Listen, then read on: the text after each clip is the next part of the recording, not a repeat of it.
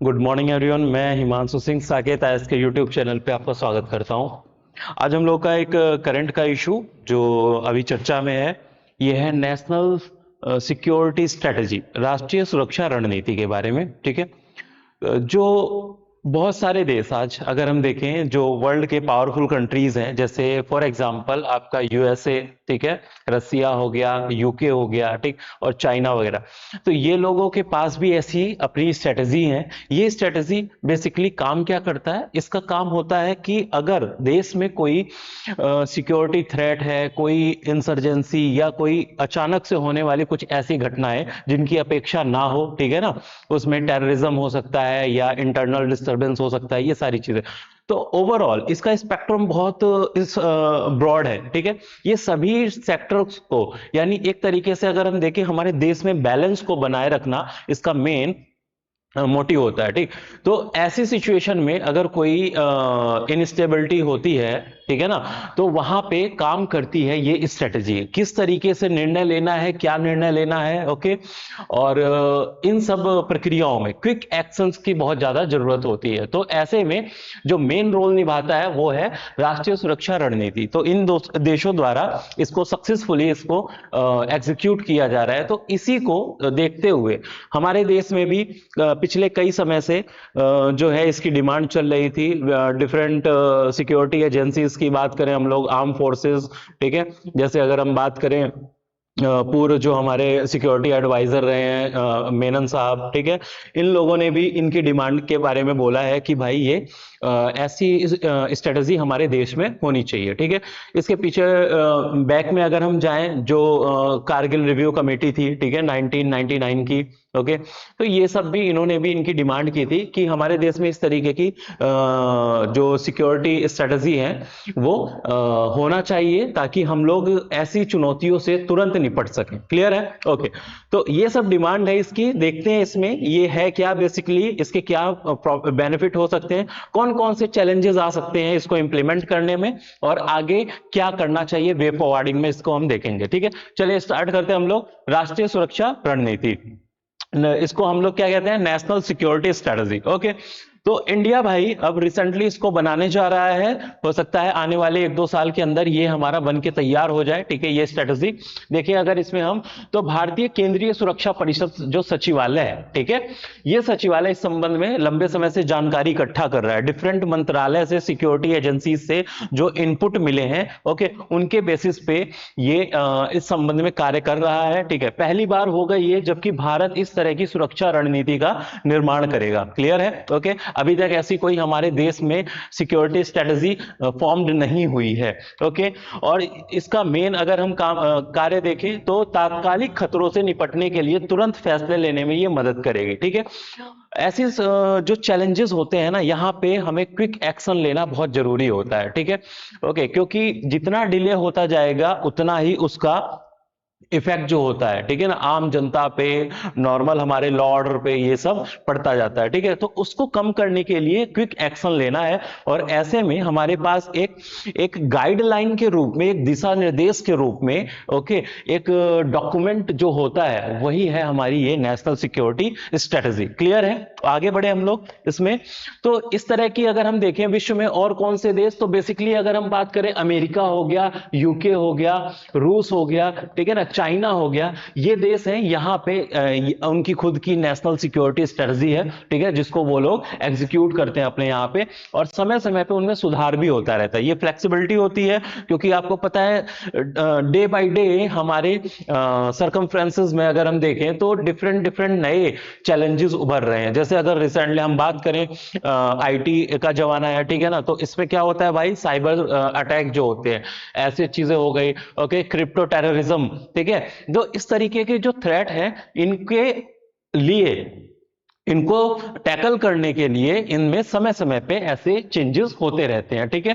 ताकि ये एक सॉलिड स्ट्रेटजी बनी रहे। ठीक है ना। तो इसमें फ्लेक्सिबिलिटी बहुत ज्यादा होती है। और भारत में इस तरीके की कवायद लंबे समय से की जा रही है। ठीक है। लेकिन अब अभी तक इसको अगर हम बैक में देखें तो 3 बार लगभग इसको लाने का प्रयास किया गया, बट इसको नहीं लाया जा सका। आगे देखेंगे क्यों। ठीक है ना। तो ये रणनीति हम बनाने पे अब काम कर रहे हैं। देखते हैं, देखिए इसकी डेफिनेशंस की बात करें, होती क्या है राष्ट्रीय सुरक्षा रणनीति।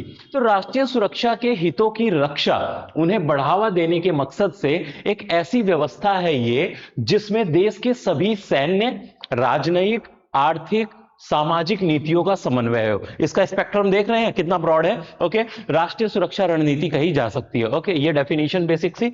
एक देश की राष्ट्रीय सुरक्षा नीति का निर्धारण बाहरी खतरों, जो एक्सटर्नल थ्रेट्स हैं हमारे यहाँ, ओके, जैसे टेररिज्म वगैरह हो गया, ओके, क्रॉस बॉर्डर टेररिज्म, भूगोल, ठीक है, जो एनवायरमेंट और इकोलॉजी से रिलेटेड जो इश्यूज हैं, ओके, ये सारी चीजें, राजनीतिक संस्कृति, सैन्य क्षमताएं, आर्थिक आवश्यकताएं, जनमत, ठीक है, और देश के नेताओं का देश हित को लेकर नजरिया, ठीक है, ये कारक जो है इसके अंतर्गत हम लोग क्या करते हैं, फोकस रखते हैं। ठीक है, तो ये जो है राष्ट्रीय सुरक्षा रणनीति इतने सारे सेक्टर को मिला के, ठीक है, कंबाइंड करके एक कॉम्प्रिहेंसिव स्ट्रेटजी के रूप में उभर कर सामने आती है। क्लियर? ओके, इसका उद्देश्य की बात करें, इसके डायमेंशन देख रहे होंगे आपके, डायमेंशन ऑफ नेशनल सिक्योरिटी, क्या क्या डायमेंशन है, मोरल एंड स्पिरिचुअल कंसेंसस होना चाहिए, ठीक है, ओके, और क्या है, एनर्जी सिक्योरिटी, ये भी इसके अंतर्गत शामिल किया जाता है, ठीक, एनवायरमेंट एंड इकोलॉजी सिक्योरिटी हो गया, क्लियर, इकोनॉमिक सिक्योरिटी हो गया, socio political security, territorial integrity, ठीक है, राष्ट्रीय एकता अखंडता, इंटरनल इंसर्जेंसी वगैरह, नक्सलिज्म जैसी जो इश्यूज है, ओके, और जो आजकल अलगाववाद और सेपरेटिज्म टाइप की चीजें जो दिखती हैं, क्षेत्रवाद, ओके, जैसे खालिस्तान जैसे मैटर जो है, ओके ना, और फिजिकल सिक्योरिटी। तो ये सारी चीजें जो है ना, एक देश को, देश की एकता अखंडता और वहां की डेमोक्रेसी को बनाए रखने के लिए बहुत जरूरी है, ठीक है ना, और उन्हीं को इंश्योर करने के लिए ये जो है नेशनल सिक्योरिटी लाई जा रही है। ठीक है, ओके, इसका उद्देश्य, राष्ट्रीय सुरक्षा रणनीति का मकसद क्या है, राष्ट्रीय सुरक्षा नीति को एक दस्तावेज के रूप में लाकर देश के सुरक्षा लक्ष्यों को हासिल करने के अपनाए जाने वाले जो तरीके हैं उनको एक साथ रखना है, जिससे उनको लागू करने में आसानी रहे। क्लियर है? ओके, जो डिफरेंट चैलेंजेस हैं वो सभी एक जगह पर हो, ओके, उनको किस तरीके से टैकल किया जाए, इसके संबंध में जो दिशा निर्देश होते हैं वो एक जगह पे हो, ताकि हमको निर्णय लेने में आसानी हो, एक्शन लेने में इजी हो। ठीक है ना? तो पिछले कुछ समय से कई मंत्रालयों ने सुरक्षा में आने वाली चुनौतियों और खतरों की जानकारी सचिवालय को भेजी है। ठीक है, जिसमें अगर हम बात करें, वित्त हो गया, आर्थिक सुरक्षा हो गया, खाद्य सुरक्षा हो गया, ऊर्जा सुरक्षा हो गया, ठीक है, जैसी गैर परंपरागत जो चुनौतियां हैं इनसे संबंधित जानकारियां उसमें शामिल की गई हैं। ओके, तो ये जो इतने सारे सेक्टर है ना, इनसे रिलेटेड जो चैलेंजेस हैं, ओके, मंत्रालयों ने वो भेजा है सचिवालय को, ठीक है, कि इन सब चैलेंजेस को आप अपने दस्तावेज में यानी नेशनल सिक्योरिटी स्ट्रेटजी के अंतर्गत शामिल करें। ठीक है, और उस पे एक प्रॉपर कॉम्प्रिहेंसिव डॉक्यूमेंटेशन तैयार करें। ओके, क्योंकि इन सभी सेक्टर से जो चैलेंजेस हो उठ सकते हैं या उठने वाले हो, उनसे निपटा जा सके इजिली। ओके, चलें, नए हालात में देखें अगर हम लोग, तो नए खतरों के आकलन के आधार पर इस रणनीति का नियमित तौर पे अपडेट भी किया जाता रहेगा। ओके, जैसे अदर देशों में होता है, यूके हो गया, रशिया हो गया, यूएस हो गया, यहां पे क्या होता है, फ्लेक्सिबिलिटी इनमें होती है। ओके, जैसे जैसे नए चैलेंजेस आते जाएंगे वैसे वैसे इसमें चेंजेस होते रहेंगे, अपडेट होता रहेगा, ये सारी चीजें इसमें पॉसिबिलिटी बनी रहती है। इस रणनीति में थिंक टैंक, ये बहुत इंपॉर्टेंट पॉइंट हो जाता है कि इसमें थिंक टैंक जो है, शिक्षाविद हो गया, मीडिया, नागरिक समाज संगठन जो हो गया, ठीक है, और सिविल सोसाइटीज सहित कई क्षेत्रों के विशेषज्ञों को शामिल किया जाएगा। ओके, ताकि उनकी स्पेशलिटी जो है, उनकी विशेषज्ञता जो है उस क्षेत्र में, वो इसमें काम लाई जा सके। ओके, और जिससे इनके द्वारा पहचाने जाने वाले कई गैर पारंपरिक खतरों से निपटा जा सके। ठीक है, तो इस दस्तावेज को बनाने के लिए इन सभी विशेषज्ञों की सहायता ली जानी चाहिए और लिया जाएगा। ओके, तभी एक सॉलिड दस्तावेज बनके तैयार होगा। इस रणनीति से विभिन्न स्तरों पर लिए जाने वाले जरूरी निर्णयों में तेजी आएगी। ओके, डिसीजन मेकिंग जो है ये अगर लेट होता है, ठीक है, तो भी समस्या है, और नहीं होता है तो भी समस्या है। इसलिए एक राइट टाइम पे राइट डिसीजन बहुत ज्यादा एक्सपेक्टेड होता है, न केवल नेशनल सिक्योरिटी के इशू से बल्कि सभी क्षेत्रों में हम ये देख सकते हैं। ठीक है, तो जिससे खास तौर पे किसी अचानक आने वाली खतरों या आतंकी घटना पे तुरंत कार्रवाई करने में समय समय कम लग सकेगा। क्लियर है? यही एक जो बेस्ट प्लान होता है किसी भी चुनौती से निपटने के लिए, वो इंश्योर करता है ये। ठीक है, आगे बढ़े तो इसमें देखिए भारत की राष्ट्रीय सुरक्षा रणनीति की आवश्यकता क्यों पड़ी। तो एट परसेंट हम लोग देख रहे हैं जियो पॉलिटिकल सिनेरियो जो है हमारा वो टेंशन में है। वर्ल्ड लेवल पे अगर हम बात करें, रशिया यूक्रेन का मैटर चल रहा था, उसी बीच अब स्टार्ट हो गया इजराइल पैलेस्टीन। ओके, तो ऐसी सिचुएशन में हमारे देश में भी कोई ऐसी इंसर्जेंसी ना हो जाए, कोई हमारे जो पड़ोस में अच्छे मित्र हैं जैसे पाकिस्तान चाइना, ठीक है, तो इन लोगों की कोई खुराफात अगर ऐसी हमारे देश के इंटीग्रिटी को, हमारी एकता अखंडता को या फिर हमारी सिक्योरिटी को ब्रीच करती है, तो उससे निपटने के लिए भाई हमको इसकी जरूरत पड़ेगी। क्लियर है? ओके, भारत की सुरक्षा के लिए आधुनिक गैर पारंपरिक खतरों, यानी ऐसे खतरे जो लीग से हट के हैं, जो पारंपरिक नहीं है, नए नए इवॉल्व हो रहे हैं, ओके, उनके समाधान हेतु इसकी आवश्यकता है। जैसे इसमें हम बात करें वित्तीय एवं आर्थिक, खाद्य सुरक्षा हो गया, एनर्जी सिक्योरिटी हो गया, ओके, महत्वपूर्ण सूचना और संरचना सुरक्षा हो गया, इंफॉर्मेशन टेक्नोलॉजी जिसमें हम साइबर सिक्योरिटी की बेसिकली बात करें, ओके, तो ये सारी चीजें, आपूर्ति श्रृंखला हो गया, पर्यावरण सुरक्षा हो गया, ये सारे जो चीजें हैं इनको इंश्योर करने के लिए हमको इसकी जरूरत पड़ेगी। ओके, पारंपरिक सुरक्षा खतरों से निपटने के लिए भी इसकी जरूरत है। आतंकवाद हुआ, नक्सलिज्म हुआ, ओके, ये भी इसको भी टैकल करना होगा।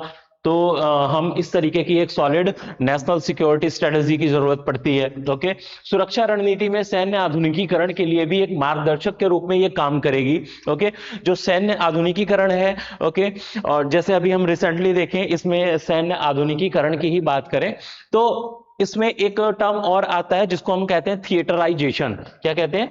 थिएटराइजेशन।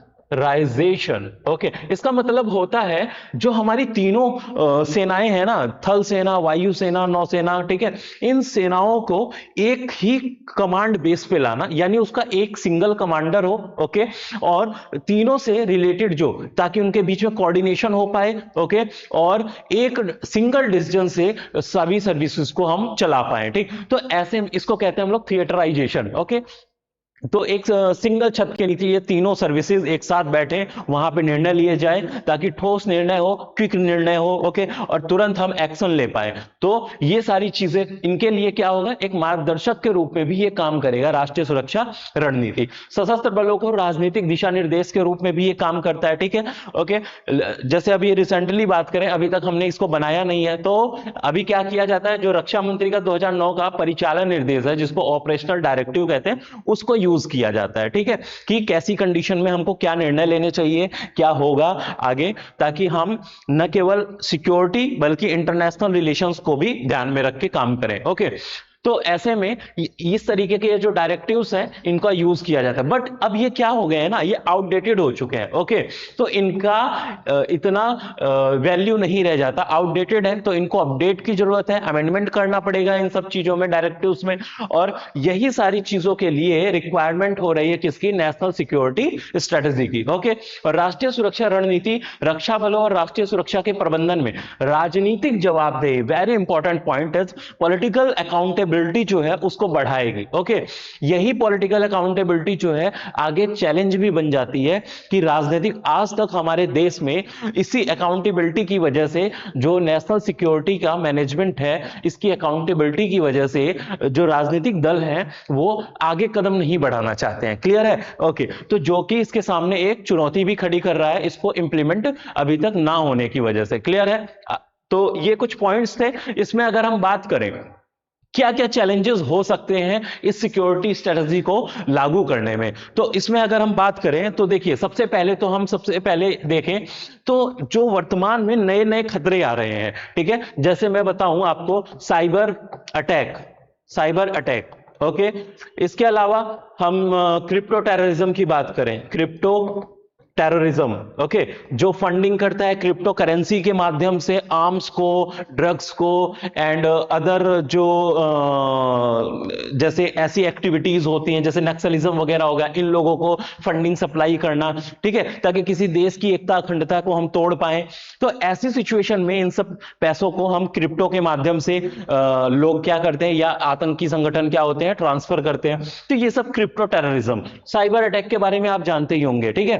तो जैसे चाइना वाइना देश जो ऐसे हैं, ये लोग कई बार ऐसे रिपोर्ट्स में आई हैं कि इन सब देशों से बहुत ज्यादा साइबर अटैक होते हैं, ठीक है। तो जो महत्वपूर्ण जानकारियां होती हैं मंत्रालयों से, उनकी वेबसाइट से, ये वहां से चोरी कर ली जाती है। तो ऐसे सिचुएशन में क्या होता है कि भाई उनको टैकल करना बहुत जरूरी होता है। तो ये जो है, ये चैलेंज है कि ऐसे नए नए इवॉल्व होने वाले चैलेंजेस से हमको निपटना, इसके लिए एक चुनौती भरा कार्य होगा, पहली चीज। दूसरा, अगर हम बात करें तो एक है सबसे बड़ी चुनौती जो मैंने अभी ये बताया, राजनीतिक जवाबदेही। राजनीतिक जवाबदेही, जो पॉलिटिकल हेजिटेशन है, उसको वो लोग इसी जवाबदेही की वजह से अभी तक इसको लागू नहीं कर पाए हैं। ओके, तो पहली चीज तो सेकंड हो गया आपका पॉलिटिकल हेजिटेशन, ओके, तो ये पॉइंट भी ध्यान रखें। थर्ड पॉइंट की अगर मैं बात करूं तो पब्लिक अवेयरनेस भी इसके बारे में ज्यादा नहीं है, ठीक है, क्योंकि आज आम जनता क्या करती है भाई, उनकी अवेयरनेस किस में है, मंदिर बनाना है, वो बनाना है, ठीक है, बाकी चीजों में। लेकिन अगर इसकी डिमांड अभी तक नहीं हुई है, यही कारण है कि पॉलिटिकल पार्टी भी ज्यादा एक्टिव नहीं हुए या ज्यादा सीरियस नहीं हुए इस मैटर को लेके। तो जनता इन सब मुद्दों को जाने, उनकी अवेयरनेस हो ऐसे मैटर पे, ताकि इनकी डिमांड बढ़ सके, तभी पॉलिटिकल पार्टी भी इस तरीके के ठोस कदम उठा पाएंगे। क्लियर है? ओके। इसके अलावा और कुछ बात करें, एक और चुनौती में बात करूं मैं, तो जो स्टेक होल्डर्स हैं उनके बीच में कंसेंसस, ठीक है। तो इसके जो स्टेक होल्डर की बात करूं मैं, जैसे हो गया भाई पॉलिसी मेकर, हो गए पॉलिसी मेकर, इसके अलावा आपके जो ब्यूरोक्रेट्स हो गए, ओके, और भाई आपकी जो सिक्योरिटी एजेंसी हो गई, सिक्योरिटी एजेंसीज हो गई, आर्म फोर्सेस, ये सब। तो इन तीनों के मध्य क्या करना है भाई, पॉलिसी, इस स्ट्रेटजी का फॉर्मेशन करना है, तो इनके तीनों के मध्य आम सहमति होनी चाहिए, ठीक है। तो ये भी एक चैलेंजिंग है कि किस तरीके से, किस बिंदु पे आम सहमति हो। कहीं पे इन दोनों के विचार, तीनों के विचार अलग अलग हो जाते हैं कहीं पे। तो ऐसे में ऐसी स्ट्रेटजी को, ऐसे दस्तावेज को तैयार करना भी एक चैलेंजिंग कार्य है। क्लियर है? आगे अगर हम बात करें तो ये कुछ इंपॉर्टेंट से हमारे चैलेंज हैं इसके सामने, तो ठीक है। तो आप इन चैलेंजेस को आगे बता सकते हैं कि नेशनल सिक्योरिटी स्ट्रेटजी को लागू करने में क्या क्या चैलेंजेस आ सकते हैं। आगे की अगर हम बात करें तो इसमें आगे होना क्या चाहिए, तो होना यह चाहिए कि जो पब्लिक अवेयरनेस है उसको बढ़ाया जाए। क्लियर है? तो इसमें इंपॉर्टेंट रोल कौन निभा सकता है, मीडिया, ठीक है। तो ये जो है इस सिक्योरिटी स्ट्रेटजी की रिक्वायरमेंट के लिए इसके क्या क्या लाभ हो सकते हैं, ये मीडिया के माध्यम से आम जनता तक इन बातों को पहुंचाया जा सकता है, ठीक है। अगेन, मीडिया के माध्यम से जब ये बातें पहुंचती हैं जनता के ऊपर, जनता जागरूक होएगी, इसकी आवश्यकता को समझेगी, ठीक है, एक दबाव बनाएगी पॉलिटिकल पार्टीज पे, और इन ऐसे महत्वपूर्ण कार्यों में तेजी आएगी। क्लियर है? तो इस तरीके के काम आगे करने चाहिए। दूसरा जो एक महत्वपूर्ण पॉइंट ये है कि इन ऐसे दस्तावेज बनाने के लिए हमें जो पहले इस क्षेत्र में कार्य किए जा चुके हैं, ठीक है ना, उनको, उनकी रिपोर्ट जो है उनको भी आधार बनाना चाहिए। जैसे मैं अभी बताया आपको, कारगिल जो रिव्यू कमेटी है, Kargil review committee, okay, committee, ये 1999 2000, तो इसकी जो रिपोर्ट है इसको भी इसमें देखें, ठीक है ना, उसका यूज किया जाए। इसके अलावा नरेश चंद्र, ये टास्क फोर्स, ठीक है, इन्होंने भी अपनी रिपोर्ट दी थी यही नेशनल सिक्योरिटी के मैटर में। तो ये जो है इन रिपोर्ट्स को लें, इनके आधार पे, इनके जो महत्वपूर्ण बातें हैं उनको, उनके बेस पे हमको इस तरीके की सिक्योरिटी स्ट्रेटजी जो डॉक्यूमेंट है उनका फॉर्मेशन करना चाहिए। क्लियर है? ओके। तो ओवरऑल ये हमारी बातें जो थी नेशनल सिक्योरिटी स्ट्रेटजी के संबंध में थी। क्लियर है? और आगे अगर हम देखें भाई, कंक्लूजन में ये दे सकते हैं कि हमारी जो नेशनल सिक्योरिटी स्ट्रेटजी है, ठीक है, ये देश की एकता अखंडता को सुनिश्चित रखने के लिए एक बहुत ही आवश्यक डॉक्यूमेंट है, ठीक है, जो कि होना चाहिए क्विक एक्शन लेने के लिए, ठीक है। और ये इसको हमको इंडियन कॉन्स्टिट्यूशन है उनके तत्वों को भी इसमें शामिल करना चाहिए। क्यों? क्योंकि हमारी एकता अखंडता, इंडियन डेमोक्रेसी, इसको बनाए रखने के लिए इन वैल्यूज की, इन गुणों की जरूरत होगी, ठीक है ना। तो ये अधिकार, सभी फंडामेंटल राइट्स, आपके जो दिशा निर्देश हैं, डीपीएसपी हो गए, ठीक है ना, और ये सारी चीजें, यानी अगर हम बात करें ओवरऑल हॉलिस्टिक अप्रोच में देखें तो ओवरऑल जो पब्लिक बेनिफिट्स के साथ साथ जो डेमोक्रेसी है वो भी इंश्योर हो पाए, ठीक है। तो इन सब चीजों को हमको इन दस्तावेजों को आधार बना के इनको बनाना चाहिए। क्लियर है? तो राष्ट्रीय सुरक्षा रणनीति आने वाले दिनों में ये फॉर्म हो सकती है, ठीक है, और इसका जो यूज है वो जल्द ही हमें भारत में देखने को मिल सकता है, जो भारतीय सुरक्षा, आंतरिक सुरक्षा और बाह्य सुरक्षा दोनों ही दृष्टि से ये बहुत महत्वपूर्ण साबित होगी, ठीक है। तो मिलते हैं, चलिए नेक्स्ट वीडियो में हम लोग नेक्स्ट टॉपिक के साथ। Thank you.